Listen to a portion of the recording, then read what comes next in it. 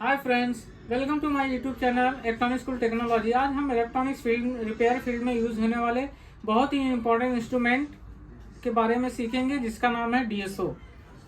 DSO means digital storage oscilloscope. तो इसको storage word क्यों आता है और ऑसिलोस्कोप का क्या मतलब है, आइए हम शुरुआत करेंगे। ये डीएसओ 138 है, जो बिगनर्स के लिए, स्टूडेंट्स के लिए बहुत ही लो कॉस्ट वाला डीएसओ है। इसकी शुरुआत पावर सप्लाई रिक्वायरमेंट से करेंगे। यहाँ पे देख सकते हैं आप, लिखा हुआ है डीसी 9 वोल्ट। तो इसको ऑन करने के लिए हमने एक एडाप्टर मंगाया है, देख सकते हैं 9 वोल्ट 1 एम्पियर का। इसको ऑन करेंगे और इस मल्टीमीटर को वोल्टेज रेंज में रखेंगे और इसका वोल्टेज चेक करेंगे।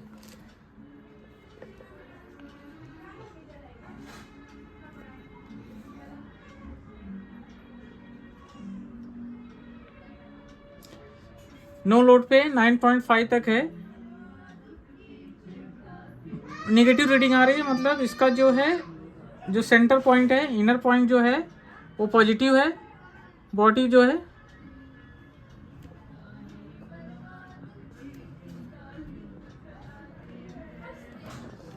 कांटेक्ट प्रॉब्लम हो रहा है।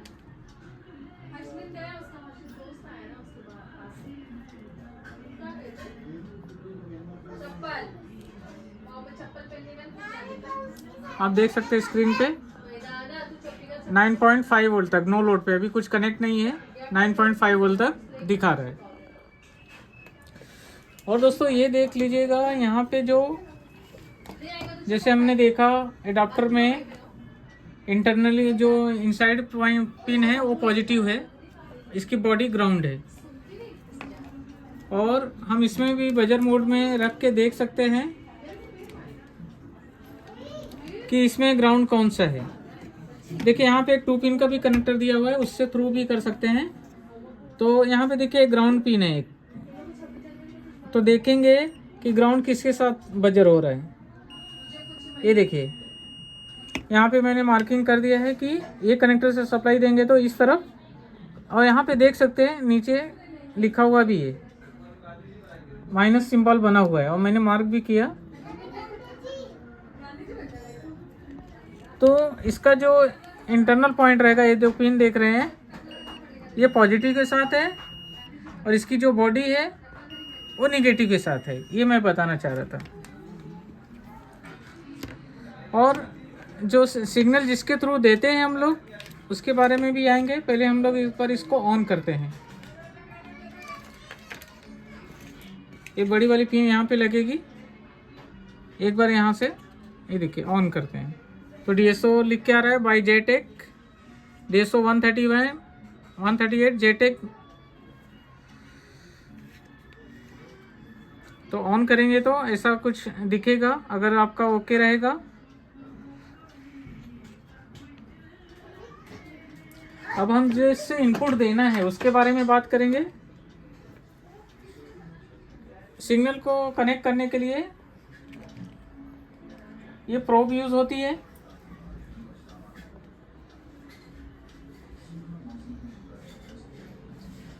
ये यहाँ पे एक बीएनसी कनेक्टर है, यहाँ पे हम लोग कनेक्ट करते हैं इसको।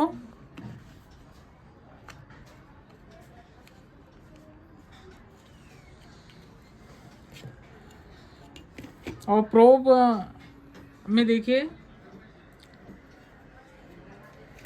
यहाँ पे मैं आपको दिखा दूँ। हाँ, प्रोब में सेटिंग होती है 1x 10x, यानी अगर वोल्टेज ज़्यादा है उसको सेफ्टी के लिए तब 10x में रख सकते हैं। अननोन वोल्टेज, जब हमें वोल्टेज पता नहीं है तो 10x में रख के पहले देख लेना है। और नॉर्मल जब रीडिंग अपने को अंदाज़ा है अगर, तो उसको 1x में रख के देखिए। और ये 1x 10x क्या होता है, देखिए यहाँ पे लिखा हुआ है।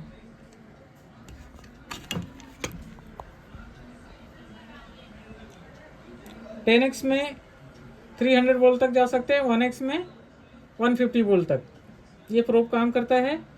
और 1x 10x एक्चुअली क्या होता है वो मैं आपको एक्सप्लेन करता हूँ। यहाँ पे लिखा हुआ है देखिए 10 मेगा ओम्स 1 मेगा ओम्स का वोल्टेज डिवाइडर होता है इंटरनली, वो मैं आपको दिखाता हूँ कैसे कनेक्ट रहता है।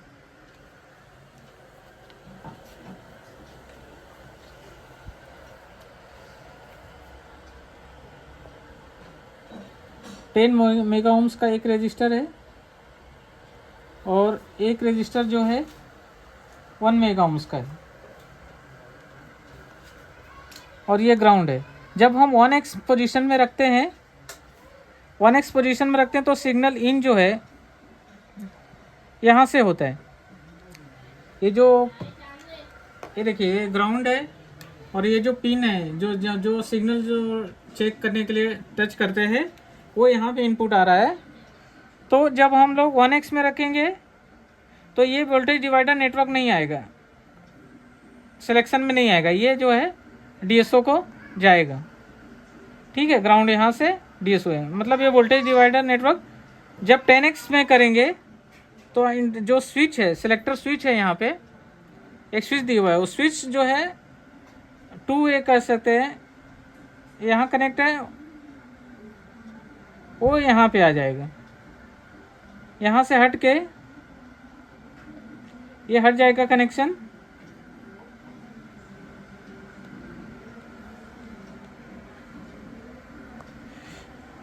जो सिग्नल इनपुट है यहाँ पे इस पे आ जाएगा। तो 10/1 का वोल्टेज डिवाइडर बनेगा। अब DSO को सिग्नल यहाँ से जाएगा,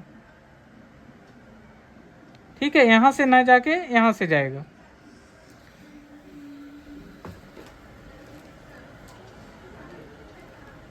और एक चीज़ और बताना है दोस्तों मुझे, ये जो एडाप्टर हमने 9 वोल्ट का लिया है, ये 8 से 12 वोल्ट तक आप दे सकते हैं। और आपको मैं इसके नीचे का पोर्शन दिखा देता हूँ।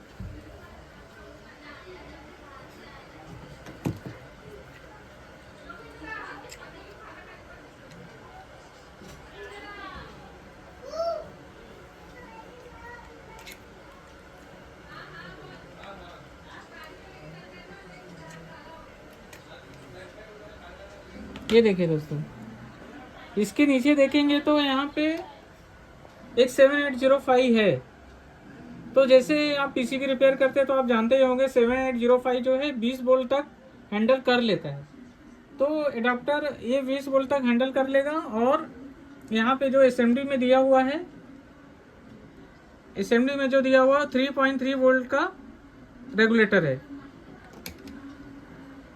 ये देखिए, यहाँ पे 3.3 वोल्ट भी लिखा हुआ है, ग्राउंड भी लिखा हुआ है। और ये जो है USB टाइप कनेक्टर है, ये फर्मवेयर अपडेट के लिए है। इसका सॉफ्टवेयर अपडेट करना है तो आप इस जैक के थ्रू कंप्यूटर से इसको अपडेट कर सकते हैं।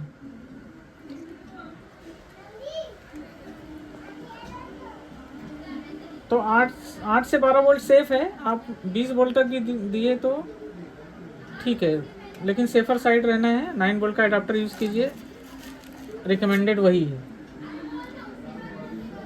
तो दोस्तों, अब हम ऑसिलोस्कोप को फिर से ऑन करते हैं।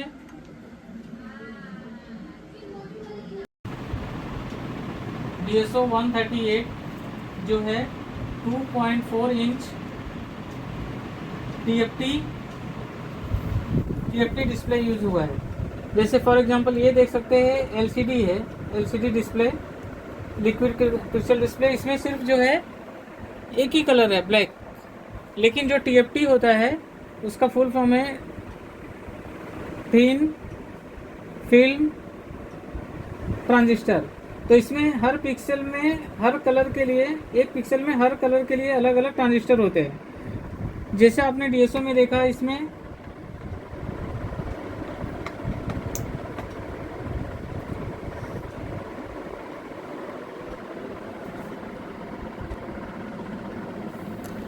जिसमें देख सकते हैं आप, सिग्नल येलो में दिख रहा है, यहाँ पे ग्रीन है। मीन्स अलग अलग कलर चेंज होते हैं, हर कलर में दिख सकता है। ये TFT का होता है, TFT LCD डिस्प्ले। और जो ये DSO है, डिजिटल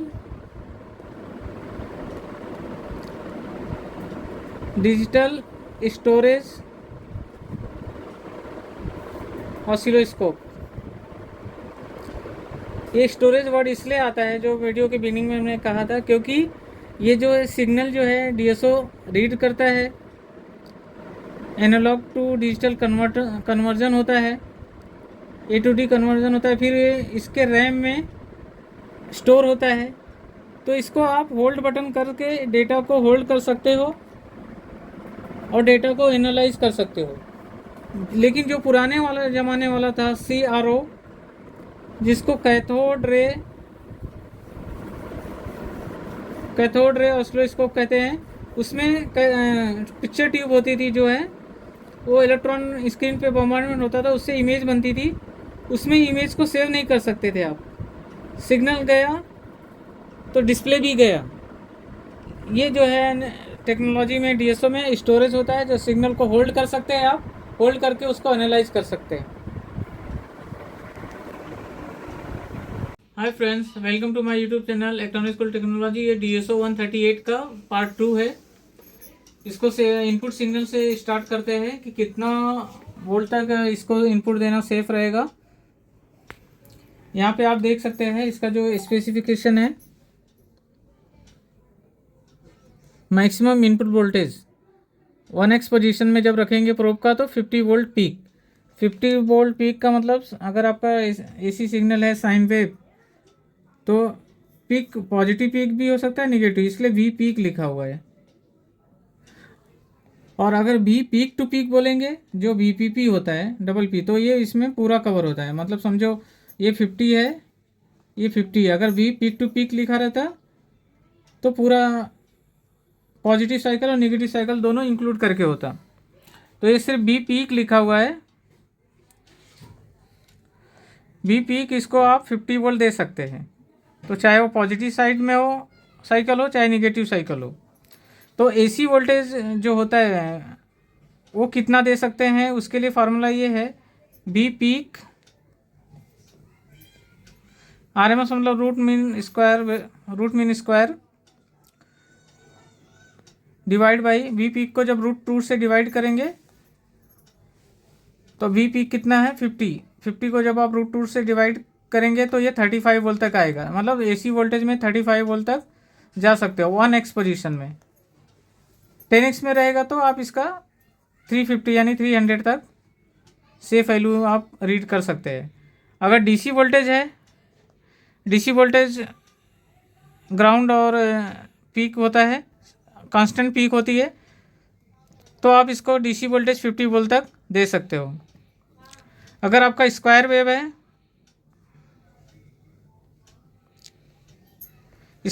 है, तो भी आप 50 वोल्ट तक जा सकते हो।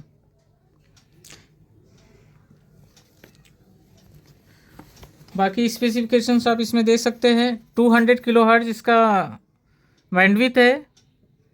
इसके ऊपर की फ्रीक्वेंसी क्लिप हो सकती है। इनपुट इम्पीडेंस देख सकते हैं आप, डेटा सब लिखा हुआ है। और sampling rate 1 mega samples per second है। Trigger mode auto normal single mode है। Trigger positive range 50%। तो ये स्पेसिफिकेशन इसमें दिया हुआ है, आप इसको रेफर कर सकते हैं।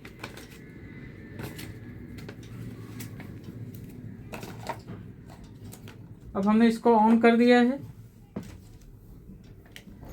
जब भी हम प्रोब को कनेक्ट करते हैं, कुछ भी मेजरमेंट स्टार्ट करने से पहले हमें क्या करना है, यहाँ पे देखिए एक सिग्नल लिखा रहता है प्रोब को चेक करने के लिए, प्रोब सही है कि नहीं। 1 किलोहर्ट्ज़ 3.3 वोल्ट का सिग्नल यहाँ पे इंटरनली फिक्स किया हुआ है, उसको हम चेक करेंगे। प्रोब का जो पॉजिटिव पॉइंट है यहाँ पे लगाएंगे तो देख सकते हैं डेटा में, देखिए 1 किलोहर्ट्ज़ लिखा हुआ आ रहा है। इसका मतलब आपका प्रोब सही है। अगर ये 1 किलोहर्ट्ज़ नहीं आता है, कुछ आपको प्रॉब्लम है, जैसे देखिए यहाँ पे जो फ्लैट पोर्शन है उसमें रिपल्स है, तो आप प्रोब को कैलिब्रेट कर सकते हैं। प्रोब का कैलिब्रेशन का भी प्रोसीजर है, DSO को कैलिब्रेट कर सकते हैं, सॉरी। ये देखिए ग्राउंड को कनेक्ट करने की जरूरत नहीं है, क्योंकि ये प्रोब का ग्राउंड जो है ऑलरेडी यहाँ बीएनसी कनेक्टर के थ्रू सिग्नल इन हो रहा है, तो इसको यहाँ पे कनेक्ट करना है। और इन्होंने सेटिंग बताया है, ये जो सेंसिटिविटी 1 है उसको 0.1 वोल्ट पे रखना है, ये देखिए 0.1 पे रखना है, और इसको x1 पे, ये दूसरा जो सेंसिटिविटी 2 है ये x1 पे रखना है, और ये प्रोब भी x1 पोजीशन में रहना चाहिए। फिर उसके बाद यहाँ पे देखिए C4 दिया हुआ है। जैसे वेरिएबल रेजिस्टर होता है, वेरिएबल इंडक्टर होता है, उसी तरह वेरिएबल कैपेसिटर होता है। इसको ट्यून करके आप जो है वेव फॉर्म अगर डिस्टॉर्टेड है तो उसको फ्लैट पोर्शन जो है, जैसे स्क्वायर वेव में जो रिपल्स आ रहे या जो भी है वो आप ट्रिम करके कर सकते हो। और दूसरा पॉइंट कैलिब्रेशन करने के लिए है कि इसको, ये सेटिंग को वोल्ट डिवीजन का 1 वोल्ट में रखना है, और इसको 5 में रख के फिर उसको दूसरा वाला जो गैंग है उसको जो है C6 जो है ऊपर जो दिया हुआ है उसको आप यूज़ करके कैलिब्रेट कर सकते हो। ये कैलिब्रेशन का प्रोसीजर है। अब हम इसमें यूज जो पिंस है, सिलेक्शन है किस चीज़ के लिए है वो देखेंगे। पहला जो है सिलेक्शन के लिए है ग्राउंड, AC, DC। तो नॉर्मल AC सिग्नल के लिए पॉजिटिव और नेगेटिव दोनों साइकिल देखने के लिए AC में रखना है। अगर DC में रखेंगे तो देखिए इसका ग्राउंड जो है पूरा सिग्नल ग्राउंड लेवल से ऊपर आ जाता है। DC में रखेंगे तो, ग्राउंड रखेंगे तो सिग्नल ग्राउंड हो जाता है आपका। तो इसको हम AC में रखेंगे। और देखिए ये जो सेंस 1 सेंस 2 है, ये जो है वोल्ट्स पर डिवीज़न आप इसमें देख सकते हैं। जो इसमें खाने बने होते हैं एक, तो उसके हिसाब से कैलकुलेट होता है। अभी देखिए जैसे यहाँ पे ये है 1 पे और ये 0.1 है, तो यहाँ पे 0.1 वोल्ट AC आ रहा है। अगर इसको आप 10 पे करेंगे तो 10 मिली वोल्ट का रेंज हो जाएगा। आपका सिग्नल एडजस्ट हो जाए उस हिसाब से इसको वोल्ट्स पर डिवीज़न को एडजस्ट करते हैं।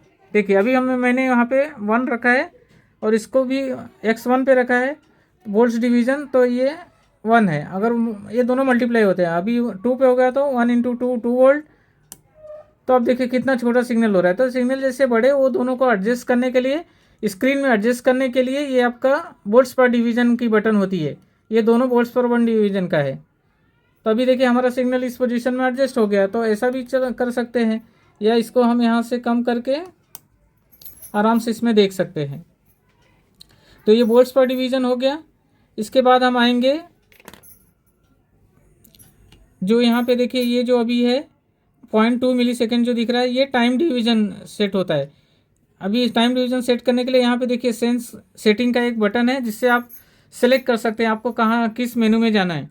अभी देखिए इसको कम ज़्यादा कर सकते हैं 1 मिलीसेकेंड्स। देखिए ये चेंज हो रहा है, ये टाइम डिवीज़न यहाँ पे चेंज हो रहा है। ये बटन से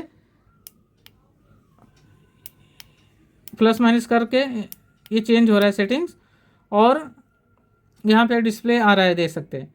अभी से हम दूसरी सेटिंग में जाएंगे, ट्रिगर मोड। फिर से वहाँ पे आते हैं, ये ट्रिगर मोड है। ट्रिगर मोड नॉर्मल कंडीशन में ऑटो रखना ही सही है। इसका 3 ऑप्शन है, ऑटो, और यहाँ प्रेस करेंगे नॉर्मल, और एक सिग्नल मोड आता है। सिग्नल में वो जब सिग्नल चेंज होगा, नहीं तो लास्ट सिग्नल स्टोर रहता है उसमें,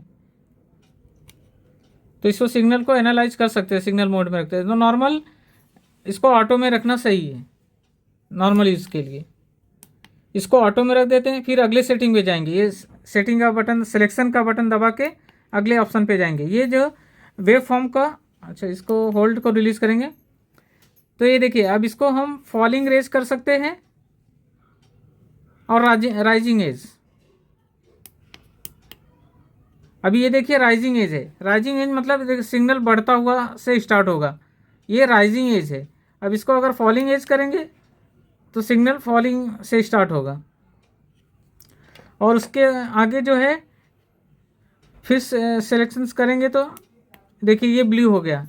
ये ट्रिगर लेवल है।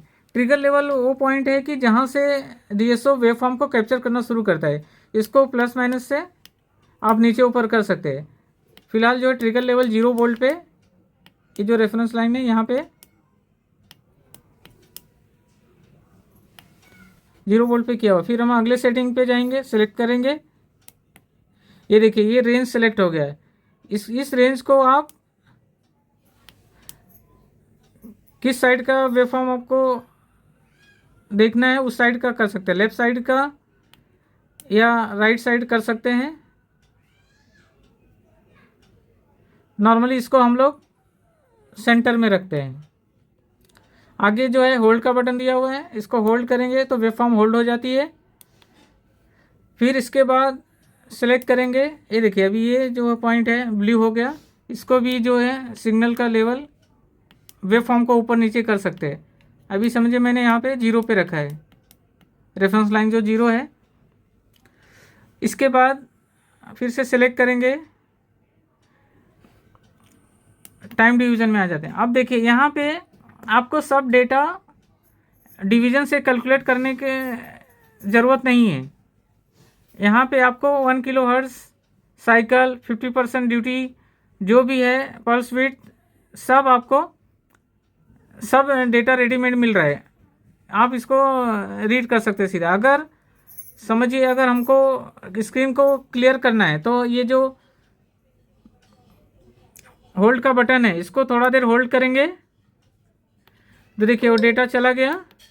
अब यहाँ पे सिर्फ वेवफॉर्म दिखेगा, वो डेटा आपको आप कैलकुलेट कर सकते हैं।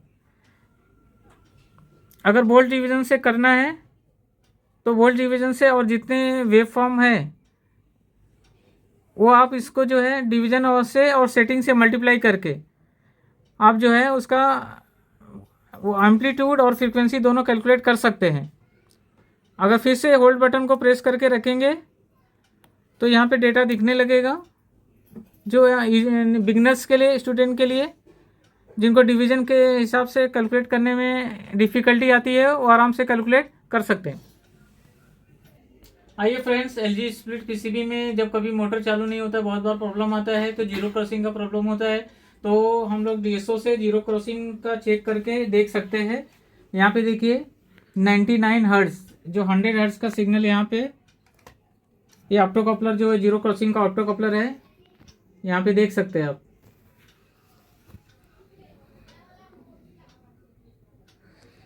एक्चुअली जीरो एसी वोल्टेज का सिग्नल है 50 हर्ट्ज आना चाहिए। आप लोग कहेंगे ये 100 हर्ट्ज क्यों आ रहा है? इसका रीज़न ये होता है कि दोनों साइकिल इसमें कवर हो जाती है।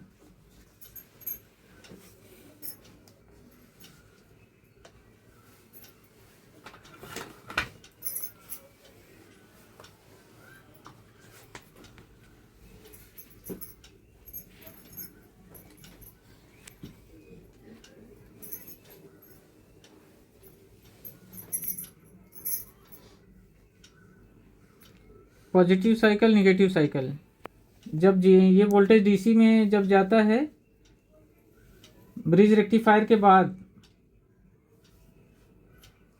पॉजिटिव साइकिल के लिए भी आउटपुट रहता है, नेगेटिव साइकिल के लिए भी आउटपुट होता है। तो यहाँ पे ये जो 50 हर्ट्ज का सिग्नल है ये 100 हर्ट्ज में कन्वर्ट हो जाता है, क्योंकि जितना टाइम पीरियड में यहाँ पे एक साइकिल है उतने ही टाइम में यहाँ पे 2 साइकिल हो जाती है। तो इसलिए ये सिग्नल जो है 100 हर्ट्ज का बन जाता है। ये सिस्टम है।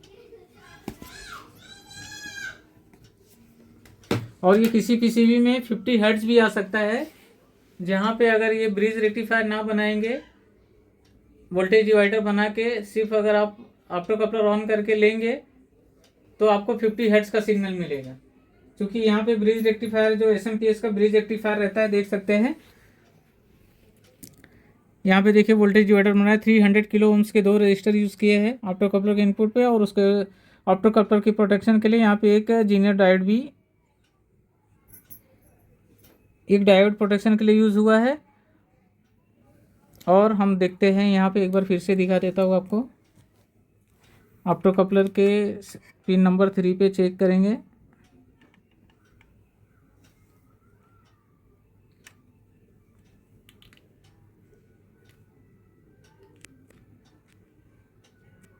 देख सकते हैं एकदम एक्यूरेट 99.9 19.990 हर्ट्ज आ रहा है, तो इसमें मोटर चलेगा। कभी मोटर नहीं चलता है तो हमें जीरो क्रॉसिंग चेक करना पड़ता है, क्योंकि सिर्फ मल्टीमीटर से फ्रीक्वेंसी नहीं मालूम पड़ जाती। ये मीटर जो नॉर्मल होते हैं, जो फ्रीक्वेंसी ऑप्शन नहीं रहता, अगर ऑप्शन रहेगा तो वो भी क्लियरली मेजर नहीं होता। तो DSO जो है बेस्ट ऑप्शन है। इसकी कॉस्ट जो है अप्रॉक्सीमेटली 1500 के आसपास है। अलग अलग साइट पे कम ज़्यादा हो सकता है। तो दोस्तों, ये छोटी सी जानकारी DSO 138 के बारे में मैंने आपके साथ शेयर किया। जानकारी कैसी लगी कमेंट करके ज़रूर बताएं। अगर आपका कुछ क्वेश्चन है तो कमेंट में मेंशन करें। मिलते हैं नेक्स्ट वीडियो में। Bye bye friends.